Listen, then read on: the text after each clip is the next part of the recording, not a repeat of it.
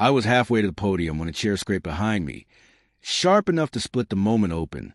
At my own graduation ceremony, my sister stood up and pointed at me like she was delivering a verdict. She cheated her way through college. No whisper, no hesitation, just a clean public execution. The entire auditorium stared. My brother doesn't exist in this story. Only Vanessa, my sister, burning for an audience. My parents froze. I kept walking, holding 4 years of work together with nothing but breath and spine.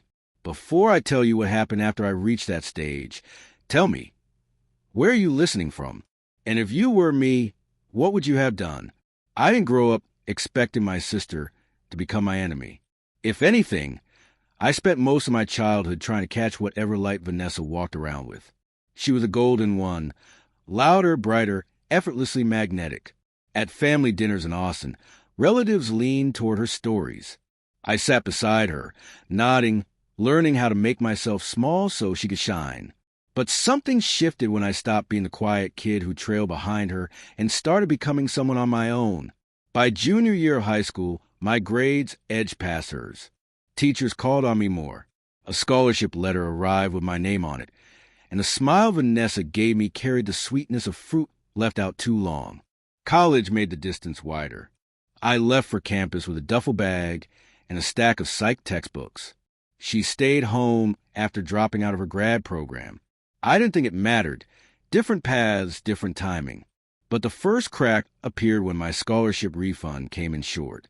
A missing amount, then a vague explanation from the financial aid office. When I asked my parents if they'd heard anything from Vanessa, they exchanged a look too quick to decode. Then came the emails, a plagiarism complaint. I didn't recognize a canceled appointment with Professor Hale. I had never canceled a tutoring session. Yet there was an accusation from someone I'd never met. Small things at first. Easy to shrug off, easy to blame on the chaos of school. But they build on each other, subtle weight after subtle weight, pressing down on my reputation until I could feel people watching me in hallways with the hesitation of someone approaching a cracked mirror. Claire, my roommate, noticed it before I said a word. "You're checking your phone like you're waiting for something bad," she whispered one night in our studio. I didn't know how to explain that I wasn't waiting for bad news. I was waiting for a pattern. The truth is, I kept hoping it wasn't Vanessa, that my sister, the girl who used to braid my hair before school, couldn't possibly be behind all of it. But hope has a way of blinding you right before the final blow. I just didn't know that blow would land on the one day she knew I couldn't defend myself. The months leading up to graduation felt like living inside a room where someone kept dimming the lights. Not enough to plunge me into darkness, just enough to make me question what I was seeing. Every time I thought the worst was behind me, something new slipped under the door. It started with a second adjustment to my scholarship payments, then a notice about a missing form I'd already submitted. Then my campus account locked me out for repeated suspicious activity. I stared at the login screen in my dorm, pulse climbing, as if the system itself was telling me I didn't fully belong anymore. Professor Hale called me in next. "A complaint came through," he said carefully, folding his hands. "Someone claims you plagiarized parts of your behavioral analysis report." My stomach dropped. That report had taken me weeks. Late nights, cold leftovers, endless corrections. I opened my mouth to defend myself, but he raised a hand. "I don't believe it. I'm telling you so you can prepare." Prepare for what? A war I didn't start. Whispers followed me out of his office. Ethan, a classmate from freshman year, gave me a strange, assessing look in the hallway. A girl in my lab group avoided eye contact. Even Claire, who trusted me by instinct, said, "Don't think someone's targeting you, right?" "I don't know," I answered, but I did know. I just didn't want to say it out loud. The turning point came tonight. I found a message in my inbox, an email apparently sent by me to a faculty assistant, canceling a meeting I'd been counting on for my capstone review. The tone wasn't mine. The phrasing wasn't mine. The signature wasn't mine. But the damage? That was very much mine. I sat on my bed in the half-light of our studio apartment, scrolling through old memories of Vanessa like I was rewinding a film. The backhanded comments, The sharp smiles, the time she dismissed my wins as luck. The way she'd been drifting through life since leaving her grad program, always comparing, always tallying. And somewhere between those memories, the truth formed, quiet, sharp, undeniable. This wasn't randomness. This wasn't bad luck.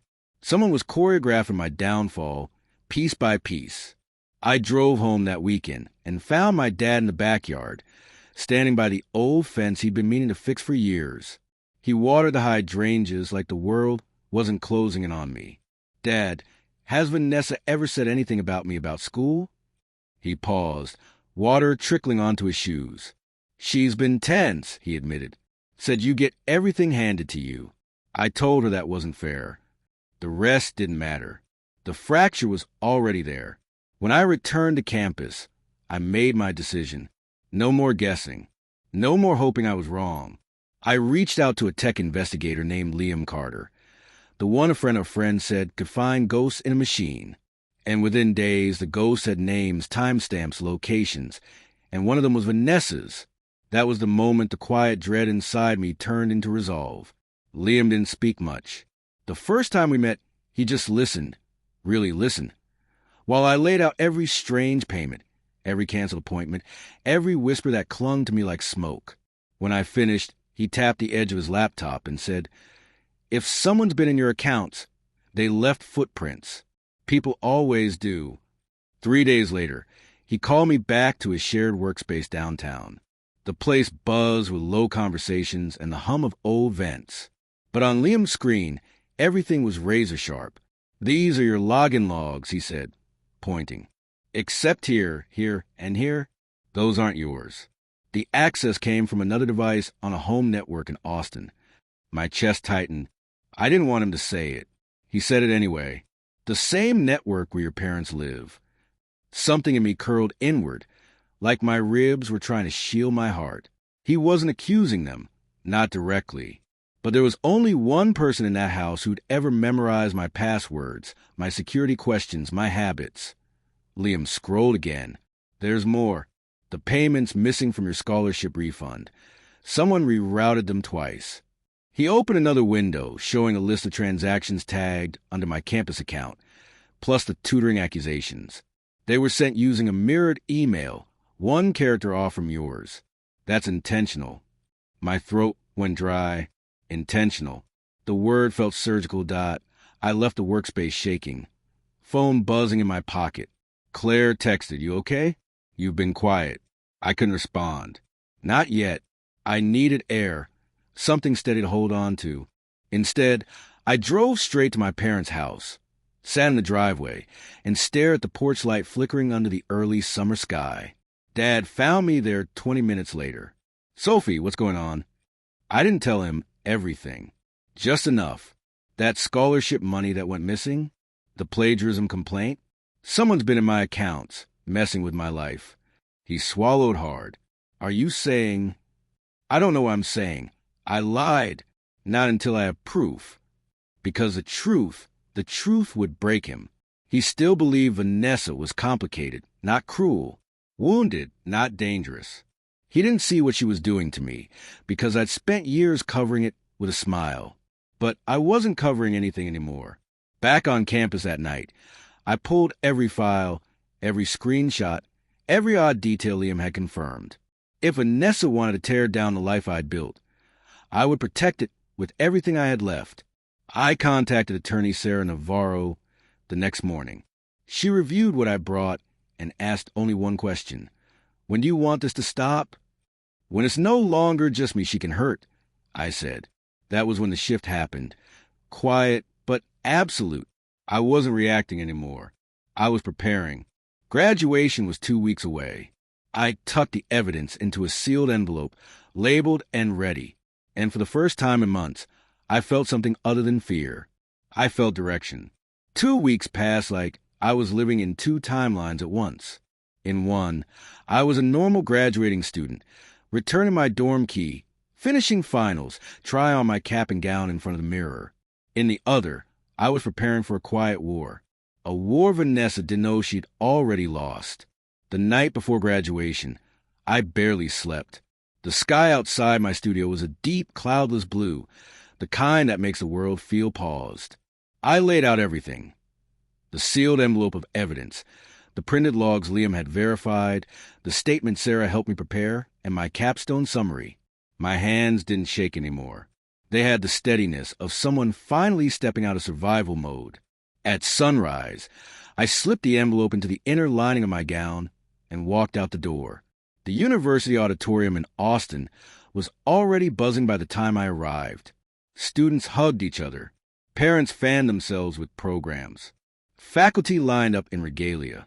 Everything looked normal, festive, hopeful, and underneath it all, a slow pulse of dread tapped in my chest. Not fear of Vanessa, fear of what she would force me to reveal. When my family arrived, I saw it instantly. Vanessa wasn't dressed like someone attending a graduation. She was dressed like someone hosting the event. White blazer, dramatic makeup, posture too rehearsed. She scanned the room, eyes darting, hungry for attention she hadn't earned yet. Mom waved at me first, too brightly. Dad hugged me tight, lingering in a way that told me he sensed something was coming. Vanessa stood behind them, arms folded. "Congrats," she said smoothly. "Big day." "Yeah," I replied, keeping my voice even.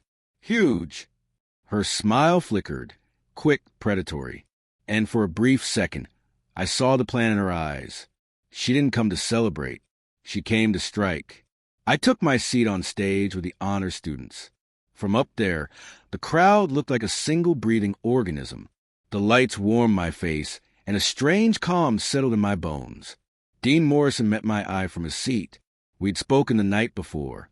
He knew everything. He gave the slightest nod. The ceremony began. Speeches, applause, music swelling and dipping. My name was alphabetically toward the end, which meant Vanessa had a wide-open window to ruin the day, and she took it.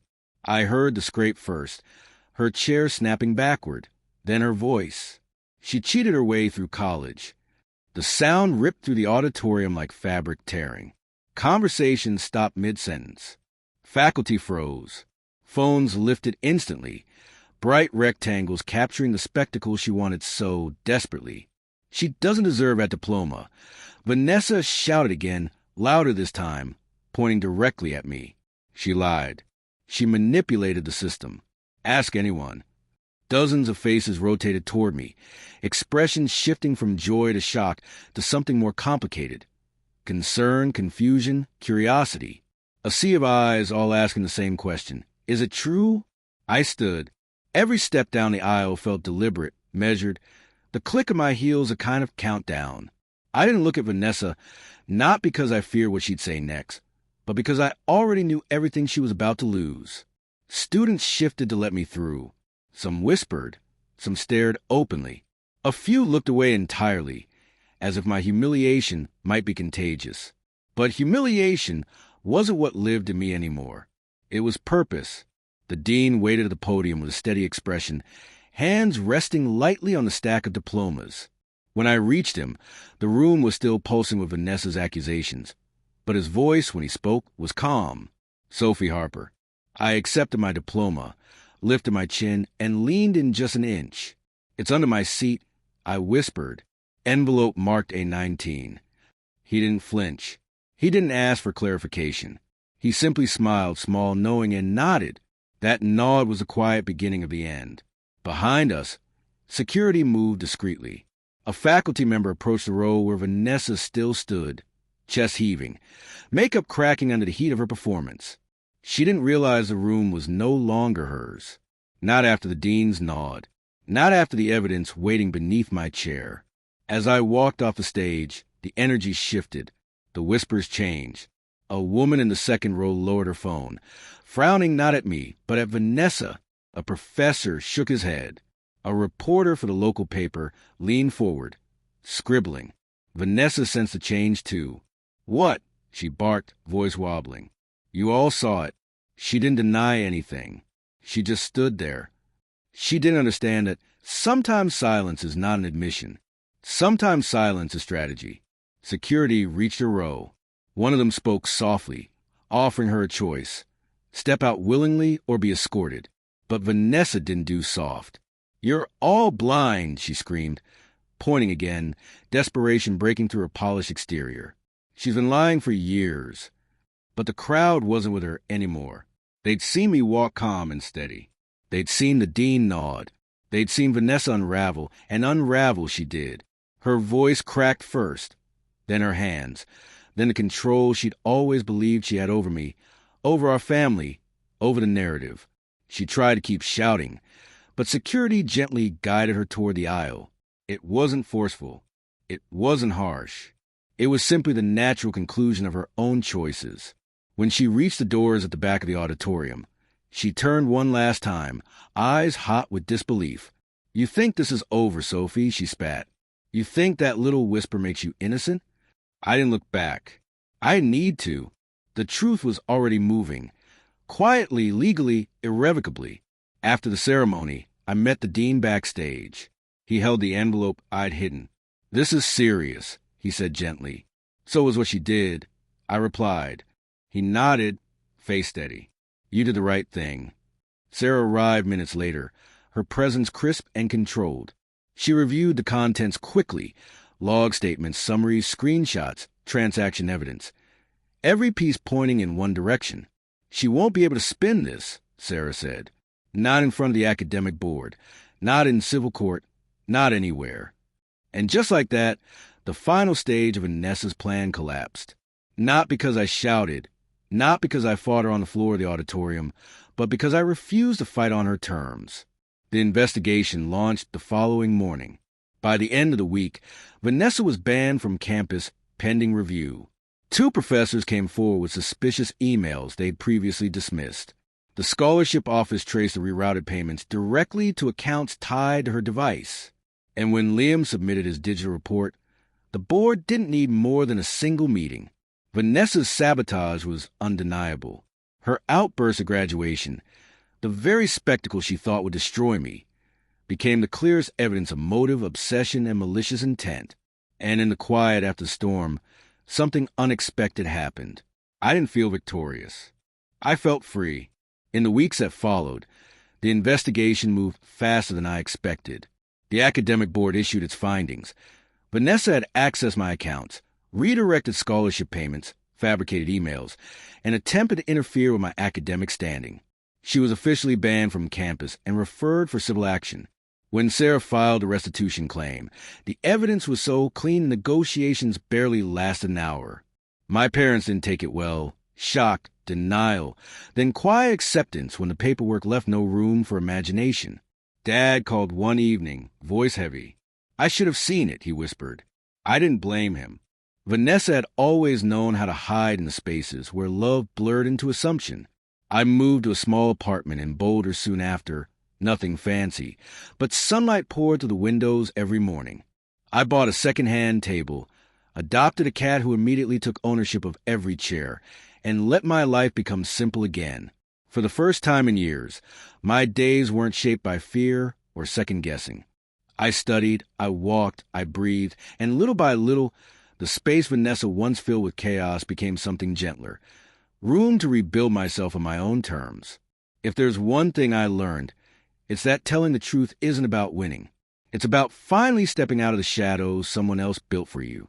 Vanessa's choices shape my pain, but they don't shape my future. I built that myself, piece by piece, with proof, patience, and a refusal to shrink any longer. If you've ever had to stand up to someone who should have protected you, you're not alone.